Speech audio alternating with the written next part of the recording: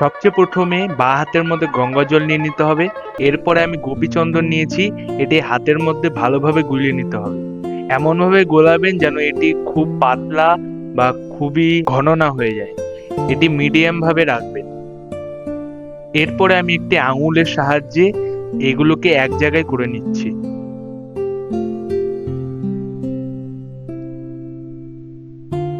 এবার আমি আমার অনামিকা আঙুলের অগ্রভাগে খুব ভালোভাবে তিলকটা লাগিয়ে নিচ্ছি। এবার আমি এটি কপালে ওম কেশবায় নমঃ, দেখলেন আমি কিভাবে লাগালাম। আমি এর উপরে আরেকবার করে দিচ্ছি যেন ভালোভাবে লেগে যায়। এবার আমি মাঝখানটা অন্য আঙুলের সাহায্যে ভালোভাবে পরিষ্কার করে দিচ্ছি।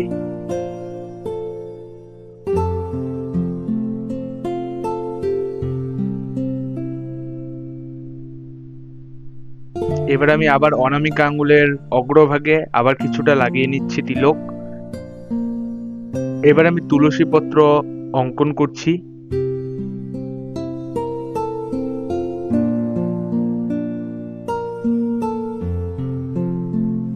সাইডটা একটু মুছে দিচ্ছি যেন একটি পাটা শেপে হয়ে যায়।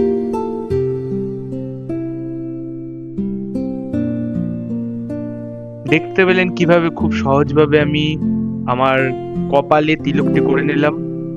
হরে কৃষ্ণা, ঠিক এইভাবে আপনারা স্ক্রিনে দেওয়া ছবি অনুযায়ী প্রত্যেক দিন এই দাদুর সঙ্গে তিলক ধারণ করবেন। হরে কৃষ্ণা, হরি বল।